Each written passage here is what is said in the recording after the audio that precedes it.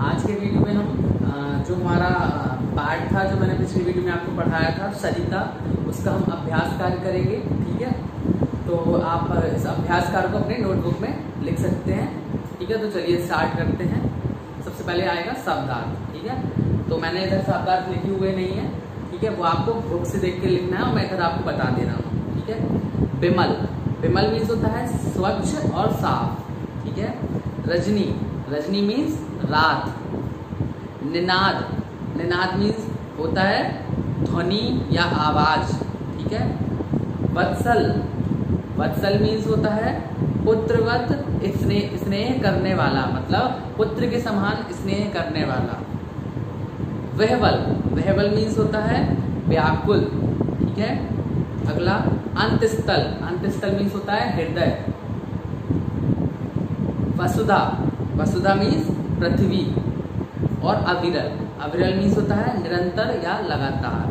ठीक है, इसके बाद हम आगे देखेंगे बोध प्रश्न नंबर 1। ठीक है, इसका इन क्वेश्चन के आंसर हमें देने हैं। तो पहला क्वेश्चन है सरिता का जल कहाँ से आता है। ठीक है, तो आपने किताब में पढ़ा हुआ है कि सरिता का जल कहाँ से आता है, तो आप देख सकते हैं मैंने लिखा हुआ है नंबर का, सरिता का जल हिमालय पर्वत से आता है। ठीक है, अगला क्वेश्चन, सरिता का जल रात दिन बहते हुए कौन सा कार्य करता है।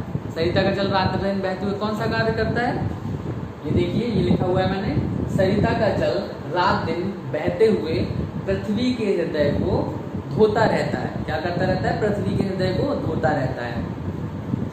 अगला क्वेश्चन देखेंगे हम, पथिक, पथिक सरिता के जल से किस प्रकार सुख पाता है। ठीक है, तो इसमें इसका आंसर होगा पथिक सरिता के स्वच्छ जल को अपने हाथ में भरकर पीता है और सुख पाता है। ठीक है, अगला क्वेश्चन देखेंगे, घा, कवि ने जननी के अंतस्थल को कोमल क्यों कहा है। ठीक है, क्यों कहा है, कवि ने जननी के अंतस्थल को कोमल इसलिए कहा है क्योंकि एक माँ के हृदय में अपने बच्चों के लिए सदैव दया का भाव होता है। ठीक है, अगला, सरिता के जल को तन का चंचल क्यों कहा गया। ठीक है, अब इसमें हम देखेंगे सरिता का पानी तेजी के साथ हिलोरे मारकर बहता रहता है, इसलिए सरिता के जल को तन का चंचल कहा गया है। ठीक है, तो ये हुए हमारे क्वेश्चन और मतलब प्रश्न उत्तर।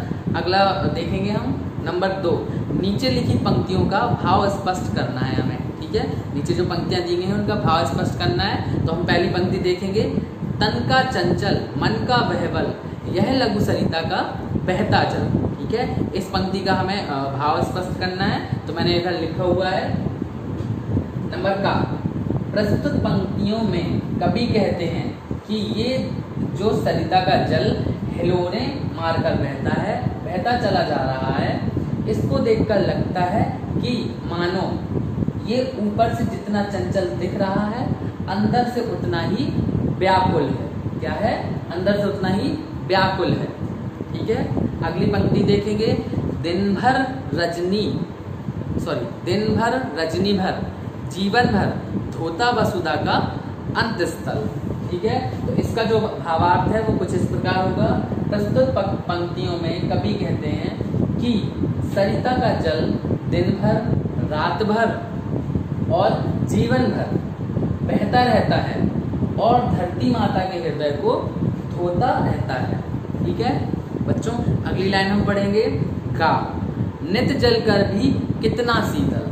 ठीक है, इस पंक्ति का जो भावार्थ है वो कुछ इस प्रकार है, प्रस्तुत पंक्तियों में कवि कहते हैं कि ये सरिता का जल सूर्य के ताप में जलने के बाद भी कितना शीतल होता है। नित्य जल कर भी कितना शीतल, मतलब डेली जल कर भी कितना शीतल होता है, सूर्य के ताप में जलने के बाद भी वह कितना शीतल रहता है। ठीक है, अगला घा नंबर, बहता रहता युग युग अविरल। ठीक है, बहता रहता युग युग अविरल। प्रस्तुत पंक्तियों में कवि कहते हैं कि सरिता का जल युगों युगों से बिना रुके बहता ही चला जा रहा है। बहता रहता युग युग अविरल, सदियों से मतलब युग युग बिना रुके बहता ही चला जा रहा है। ठीक है, अगला जो क्वेश्चन है वो प्रश्न नंबर 30 सोच विचार, ठीक है। इसको आपको सोचना है और उसके बाद आपको इसका आंसर देना है। अब इसका जो क्वेश्चन है वो कुछ इस प्रकार है, क्या कारण है, ठीक है, नदियों का जल उद्गम स्थल पर शुद्ध होता है जो आगे चलकर प्रदूषित हो जाता है। इसका आपको कारण बताना है कि ऐसा क्यों है, ठीक है। तो कारण मैंने कुछ इस प्रकार लिखा हुआ है, आप अपने भाषा में भी लिख सकते हैं, आप अपने शब्दों में भी लिख सकते हैं कि किस प्रकार यह दूषित हो जाता है पहाड़ों से निकलने के बाद, ठीक है। तो आप देखिए, नदियां जब पहाड़ों से निकलती हैं, ठीक है, जब नदियां पहाड़ों से निकलती हैं तो उनमें कोई अशुद्धि या प्रदूषण नहीं होता है, क्योंकि वह स्वच्छ स्रोत से निकलती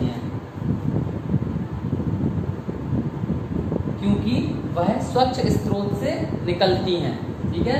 जैसे जैसे आगे बढ़ती हैं, जैसे जैसे वो आगे बढ़ती हैं और शहरों और गांवों से होकर गुजरती हैं, तब वहां पर रहने वाले मनुष्य, वहां पर जो मनुष्य रहते हैं उसको दूषित कर देते हैं। और जो दूषित करने के कारण है वो कई सारे हो सकते हैं, जैसे आप उसको सोचिए और समझिए, ठीक है, कि ये कैसे दूषित हो जाती हैं। बच्चों, अगला प्रश्न देखेंगे नंबर 4, भाषा के रंग, ठीक है। उसमें का नंबर दिया गया है, कल कल छल छल समान ध्वनि के शब्द हैं जिनका एक साथ दोहरा प्रयोग हुआ है, इससे भाषा में सुंदरता बढ़ी है। कविता में आए इस प्रकार के अन्य शब्द भी आपको ढूंढकर लिखना है, ठीक है। तो आप कविता में देखेंगे इस प्रकार के कितने शब्द हैं, उन सबको ढूंढकर लिखना है। मैंने कुछ शब्द लिखे हुए हैं जो कि ये है, नंबर का निकल निकल, ठीक है, कल कल, छल छल, कर कर, उतर उतर, कंकड़ कंकड़, गिर गिर और युग युग, ठीक है। आप देख लीजिए, उनको लिख लीजिए। अगला जो नंबर है, पॉइंट है, खा, कविता की पंक्तियों के अंत में, ठीक है, किसमें, कविता की पंक्तियों के अंत में समान तुक वाले शब्द आए हैं, समान तुक वाले शब्द आए हैं, जैसे विकल निकल, जल छल, इस प्रकार समान तुक वाले शब्दों के जोड़े बनाइए, ठीक है, शब्दों के जोड़े बनाना है। नंबर खा मैंने लिख दिए हैं, आप देख सकते हैं, पिघल, विमल, विकल, वत्सल, अंतस्थल, अविरल, निर्मल, यानी कि हम दो के जोड़े भी बना सकते हैं, पिघल विमल, विकल वत्सल, अंतस्थल, अविरल, निर्मल, ठीक है। अगला देखेंगे गा, कविता में सरिता के जल के लिए अनेक विशेषण शब्दों का प्रयोग हुआ है, जैसे शीतल, निर्मल आदि। ऐसे ही कुछ और विशेषण शब्दों को कविता से ढूंढकर लिखिए, ठीक है। हमें ऐसे ही कुछ और विशेषण शब्दों को कविता से ढूंढकर लिखना है, जो कि कुछ इस प्रकार है, मैंने जो ढूंढे हुए हैं। विशेषण है शीतल, निर्मल, विमल, चंचल, विह्वल, लघु, शीतल, करुणा, ठीक है। मैंने कुछ ढूंढ के लिखे हुए हैं, आप अपने आप से भी ढूंढकर लिख सकते हैं। अगला जो है खा, दो पर्यायवाची शब्द लिखिए। हमें जितने भी ये लिखे हुए हैं शब्द, उनके दो पर्यायवाची शब्द लिखने हैं, ठीक है। तो पहला तो दिया गया है सरिता, तो इसका तो ऑलरेडी बुक में दिया गया है, नदी और तरंगिणी, ठीक है। अगला है जल, जल का होगा पानी और नील, ठीक है। अगला पर्वत, पर्वत का होता है पहाड़ और गिरी। वसुधा, वसुधा का पर्यायवाची होता है धरती और पृथ्वी, ठीक है। इस प्रकार हमारा ये अभ्यास का पूर्ण हुआ। अगला हम देखेंगे क्वेश्चन नंबर 5, अनुमान और कल्पना, ठीक है। इसमें दिया गया है अनुमान और कल्पना। यदि नदियों का जल सूख जाए तो क्या होगा, ठीक है। आपको इसको अपने शब्दों में लिखना है, ठीक है। क्या होगा नदियों का जल सूख जाए तो? जीवन जीना मुश्किल हो जाएगा, जितने भी जीव जंतु हैं, पेड़ पौधे हैं, सारे नष्ट होने स्टार्ट हो जाएंगे, ठीक है। तो इससे बिना जल के नहीं रह सकता है, ठीक है। अगला नंबर है क्वेश्चन नंबर 6, तुम्हारी कलम से। इसका जो पॉइंट है वो कुछ इस प्रकार है, जल ही जीवन है, ठीक है। क्या है? जल ही जीवन है। इस कथन के संबंध में अपने विचारों को 10 पंक्तियों में लिखिए, ठीक है। इस कथन पर आपको 10 पंक्तियों में अपने विचार लिखने हैं कि जल ही जीवन है, ऐसा क्यों, ठीक है। बिना जल के क्या हो सकता है, ठीक है। इसको आपको अपने विचारों में लिखना है और आप ये लिखकर समझ सकते हैं कि जल हमारे लिए कितना उपयोगी है। अगला जो क्वेश्चन है क्वेश्चन नंबर 7, अब करने की बारी। ठीक है, अब करने की बारी। तो इसका जो पॉइंट है का, उसका लिखा हुआ है कविता का अभ्यास करके भावपूर्ण ढंग से कक्षा में सुनाइए। ठीक है, कविता का जो पूरा अभ्यास है उसको करके भावपूर्ण ढंग से कक्षा में आपको सुनाना है। अगला जो है पहाड़ से निकलती हुई नदी का चित्र बनाइए। आपको ड्राइंग करनी है आर्ट में, ये पहाड़ से जो नदी निकलती है पहाड़ों के बीच से ऐसे ऐसे करके, उसका आपको चित्र बनाना है। अगला जो है अपने क्षेत्र में बहने वाली नदियों के नाम लिखना है। अपने क्षेत्र में जो भी नदियाँ बहती हैं उनको उनका आपको नाम लिखना है। ठीक है, तो ये आप अपने आप से करेंगे। हमारा जो लेसन है सरिता यही समाप्त होता है। ठीक है, अगले वीडियो में हम अगले लेसन के साथ मिलेंगे। तब तक आप पढ़ते रहिए, खुश रहिए। Thank you.